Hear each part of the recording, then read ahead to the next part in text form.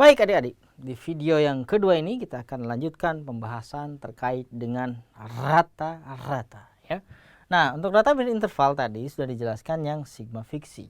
Nah, kita akan compare dengan formula berikutnya yaitu sigma VD. Akan diperkenalkan yang namanya rata-rata sementara.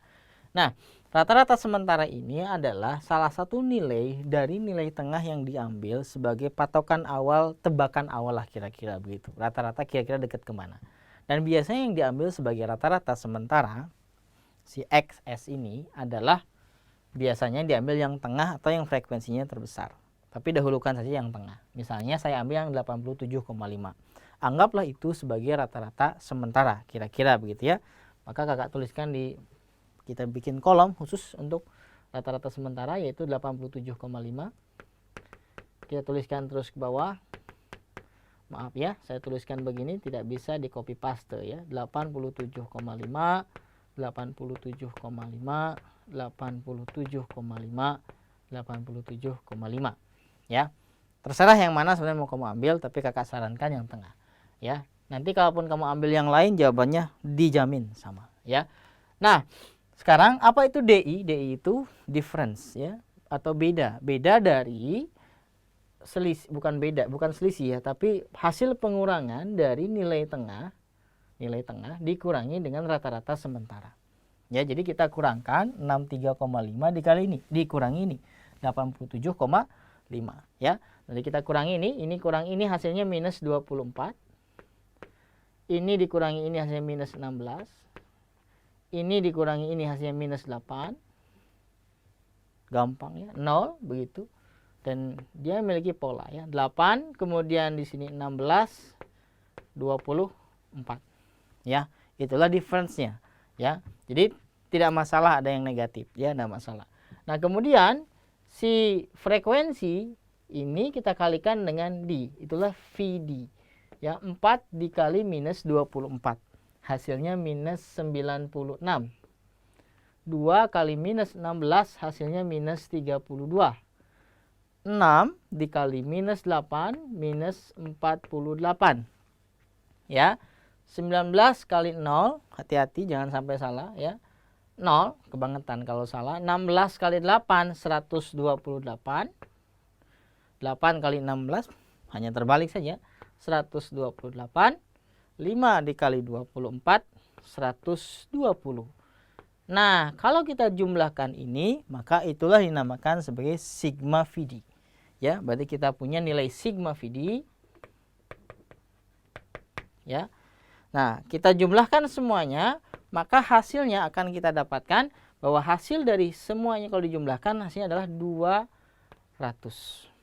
Ya, hasilnya adalah 200. Nah, kemudian sigma F-nya tadi sudah kita dapatkan. Hasilnya adalah 60 di video sebelumnya ya. Karena ini data dari 60 hari ya. Berarti untuk rata-ratanya adalah rata-rata sementara ditambah sigma VD dibagi sigma FI. Ya. Kita jumlahkan ya. X barnya yang ini 87,5 ditambah sigma VD-nya adalah 2 CPD ya, 200 per, nah sigma FI-nya adalah 60. Nah, 87,5 ditambah 200 dibagi 60. Hasilnya adalah 3,33 dan kalau kita jumlahkan hasilnya adalah 90,83 sama dengan sebelumnya. Pasti sama. Kalau beda berarti ada yang salah dalam menghitung ya. Kita dekatkan ke angka 91. Demikian cara untuk sigma VD. Oke, adik-adik semua, kita akan lanjutkan dengan cara ketiga dari mencari rata-rata yaitu cara coding ya, cara pengkodean ya. Di sini ada CI. Nah, bedanya dengan ini, pertama kita gunakan CI dan yang kedua kita akan gunakan intervalnya. Cara ini cara yang paling gampang ya, sangat mudah karena perkaliannya tidak terlalu besar. Tidak seperti misalnya sigma fiksi begitu ya. Nah, sekarang langkah yang pertama adalah tetap karena formula di sini ada rata-rata sementara. Tentukan rata-rata sementara. Tadi sudah kita tetapkan bahwa yang menjadi rata-rata sementara adalah yang ini. Ya. Jadi ini rata-rata sementaranya. Nah, kakak sambung ke sini, kita buat 2 kolom. Maka kita kasih kode. Ya, pengkodean itu dimulai dari angka 0. Ini 0. Nah, ke atas turun, karena nilainya juga turun. Ke bawahnya naik. Ya, turun 1, ke bawah naik 1. Turun 1, min 1, turun 1, turun 1. Di sini naik 1. Begitu. Itu C. Ya, si C ini pengkodeannya. Maka kita kalikanlah VC. 4 kali min 3. Min 12. 2 kali min 2. Min 4. 6 kali min 1. Min 6. 19 kali 0. 0. 16. 8 kali 2. 16. 5 kali 3. Hasilnya adalah 15. Begitu. Sangat gampang. Gampang sekali. Ya, tidak membuat rambut kita menjadi keriting. Ya, itu bagi yang punya rambut. Nah, sekarang kita jumlahkan sigma VC-nya. Nah, begitu. Jumlahkan. Nah, hasil penjumlahan dari sini, hasilnya adalah 25. Sigma VC-nya. Maka, kita akan gunakan formula rata-rata akan sama dengan rata-rata sementara ditambah sigma VC dibagi sigma FI dikali dengan interval atau panjang kelasnya. Panjang kelas, cara nyarinya gampang. Jangan kamu kurangkan batas atas dengan batas bawahnya, jangan. Ya, tapi lebih tepat, lebih gampang langsung cari selisih antara 2 batas bawah atau 2 batas atas ya. 68 dengan 60 selisihnya adalah 8. Maka itulah intervalnya. Ya, kalau kamu kurangkan ini itu nggak tepat. 67 kurang 60 kan 7. Seharusnya kan kalau kita hitung secara apa? Secara cacah 60, 61, 62 sampai 67 ada 8 data. Ya. Nah, maka tinggal kita susikan ya. Rata-rata sementaranya 87,5. Sigma VC-nya adalah 25. Sigma FI-nya tadi kita sudah jumlahkan 60. Dikali intervalnya adalah 8. Nah, ketemu lagi 25 kali 8, hasilnya 200 ya. 200 per 60. Jadi kita punya 87,5 ditambah 3,33 bla bla bla bla. Berarti hasilnya adalah berapa tadi? 90,83 bla bla bla begitu ya. Kita bulatkan menjadi tadi 91. Adik-adik bisa bandingkan. Mana cara yang paling mudah? Kita gunakan saja untuk soal-soal tertentu yang memang bentuknya berkoma-koma, gunakan saja sigma VC. Jadi cara pengkodean itu cara yang paling gampang untuk menghitung yang namanya nilai rata-rata untuk data berinterval. Jadi ingat, untuk data berinterval. Baik, adik-adik semua. Masih semangat kan? Kita lanjutkan dengan konsep rata-rata berikutnya. Kalau rata-rata adalah hasil gabungan dari 2 kelompok. Ya, misalnya ada 2 kelompok. Ini kelompok pertama, ini kelompok yang kedua misalnya. Kelompok yang pertama misalnya punya banyak biasanya dilambangkan dengan N, number of, jadi banyaknya. Kelompok pertama N1, ini N2. Lalu ini sudah ditarik rata-ratanya. Ini pun ditarik rata-ratanya. Nah, lalu digabungkan. Ya, pakai hiasan dikit ya. Nah, digabungkan maka menjadi rata-rata gabungan. Di mana formula untuk rata-rata gabungan adalah N1 X bar 1 tambah N2 X bar 2 dibagi N1 tambah N2. Itu kalau 2 kelompok. Bagaimana kalau 3 kelompok? Ya tinggal nambah saja di sini. Satu suku N3 X3 dibagi di sini N1 tambah N2 tambah N3 dan seterusnya. Oke, jadi ini formulanya untuk rata-rata gabungan dari kelompok-kelompok. Nah, kita lihat contoh soal berikut. Banyak siswa kelas A adalah 30. Nah, kita lambangkan saja untuk yang ini ya. Kita lambangkan dengan NA ya. Banyaknya kelompok A sama dengan 30. Ya. Dan kelas B banyaknya adalah 20 siswa. Berarti NB. Begitu ya. Oke. Kemudian nilai rata-rata ujian matematika kelas A. Nilai rata-rata. Maka kita nyatakan dengan X bar A. Nilai rata-rata dari ujian kelas A. Lebih 10. Sama dengan kalau lebih 10 kita menggunakan tanda penjumlahan. Kurang 10 berarti minus 10. Begitu ya. Lebih 10 dari siapa? Dari kelas B. rata-rata kelas B. Ya, jadi ini kita punya yang namanya persamaan yang pertama. Persamaan 1. Ya. Jika rata-rata nilai ujian matnya digabungkan antara kedua kelas A dengan kelas B itu, maka rata-rata. Nah, ini adalah rata-rata gabungan. Gabungannya sama dengan 66. Begitu ya. Nah, pertanyaannya adalah nilai ujian kelas B-nya, rata-rata ujian kelas B-nya berapa. Baik, kita akan gunakan formulanya, bahwa formula untuk gabungan akan sama dengan, kalau di sini N1X1 ya tidak masalah, 1 dan 2-nya kita ganti dengan A dan B. Ya, jadi NA/XA ditambah NB/XB dibagi NA ditambah NB. Gitu ya. Nah, kita susi-susikan, X gabungannya adalah 66. Ya. Lalu NA/XA, di mana kita bisa masukkan NA-nya adalah 30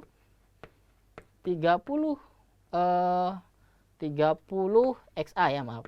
30 XA ditambah NB-nya kita masukkan 20 XB sama dengan NA tambah NB. 30 tambah 20 hasilnya adalah 50, di sini 66. Ya. Jadi kita punya 30 XA ditambah 20 XB sama dengan 66 dikali 5. Hasilnya 3.300. Nah, kita bisa sederhanakan karena masing-masing bisa dibagi 10. Coret, coret, coret. Ya. Nah, kita punya persamaan yang kedua. Ada dua variabel XA dengan XB, bentuknya linier. Ini pun sama, bentuknya linier. Dua persamaan linier. Solusinya adalah kalau tidak eliminasi, gunakan susi-susi, gitu ya, substitusi. Nah, XA-nya, karena di sini sudah dinyatakan dalam bentuk XB, XB tambah 10, substitusikan ke situ. Berarti kita punya XA-nya kita ganti dengan XB tambah 10 ditambah, ya. XB tambah 10 dikalikan, ada 3-nya, hati-hati ya. XA-nya kan XB tambah 10. Nah, dikurung, ditambah 2XB sama dengan 330. Ya, kita jumlahkan sekarang. Ini 3XB, di sini 2XB, jadi 5XB. Ya, di sini ada 3 kali 10, 30. 30, nah di sini 330, maka menjadi 300. Ya, dikurangkan kan, 330 dikurangi 30 dari sini. Maka kita punya XB-nya 300 dibagi 5. Ya, berarti kita punya rata-rata kelas B-nya adalah 60. Begitu. Ini variasi contoh variasi soal dalam menghitung rata-rata data yang dibuat berkelompok. Baik, sekarang kita akan bahas soal ini. Ya, masih soal rata-rata gabungan. Ini rata-rata matematika siswa pria 68 dan ini rata-rata matematika siswa wanita 75. Mohon jangan ada yang tersinggung ya. Di sini wanitanya lebih tinggi dibandingkan pria. Oke, jika rata-rata gabungannya adalah 70, maka perbandingan banyak siswa pria dan wanita adalah berapa? Nah, diketahui dalam soal ini adalah rata-ratanya. Ya, rata-rata untuk yang pria, misalnya X bar P, ya adalah 68. Begitu. Dan ini rata-rata matematika siswa wanita, misalnya X bar W, ya. Ini pria, ini wanita. Waria tidak masuk hitungan. Nah, di sini rata-rata matematika wanita 75. Nah, begitu. Ya, nah, jika rata-rata gabungannya 70, jadi gabungan, tulis saja gabungan sama dengan 70, pertanyaannya adalah perbandingan banyak siswa pria dan wanita. Berarti yang ditanya adalah NP berbanding NW. Oke, kita langsung substitusikan ke dalam formulanya. Bahwa formula untuk rata-rata gabungan adalah NP XP ditambah NW XW dibagi NP ditambah NW. Jadi ini hanya pengolahan saja. X gabungannya diketahui 70. Substitusi NP nggak ada, XP-nya ada, XP-nya 68, jadi 68 NP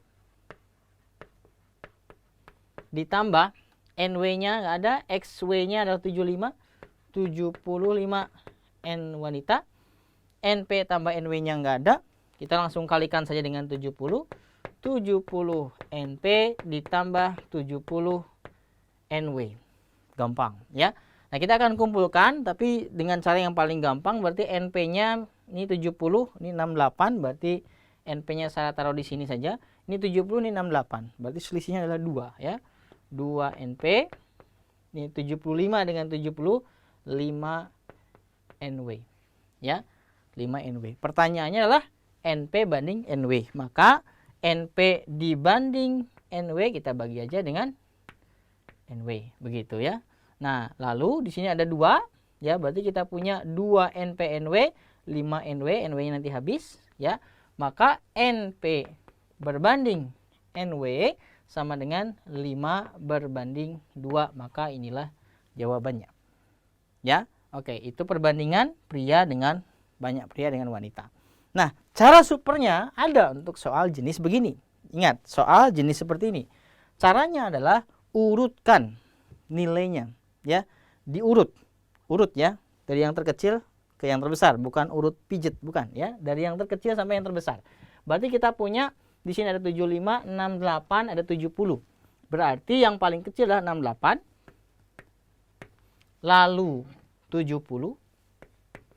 Lalu 75. 68 itu kepunyaan pria. Ini yang punya wanita, yang ini gabungan. Maka kamu tinggal ambil selisihnya langsung. Ini 2, ini 5. Perbandingannya kamu ngambil menyilang. Nah, gitu ya. Maka kita akan punya perbandingan pria berbanding wanita. Berarti pria ngambil yang 5, wanita ngambil yang 2. Nah, ini dia ya. Solusi super, solusi cepat untuk mengerjakan soal jenis seperti ini. Dan ini sering kadang-kadang muncul di soal ujian masuk perguruan tinggi negeri. Jadi sudah di prepare dari sekarang ya. Oke, di bagian yang ketiga nanti kita akan masuk ya, di video yang ketiga kita akan masuk pembahasan terkait dengan median dengan modus, 2 ukuran pemusatan yang lain. Oke, tetap semangat.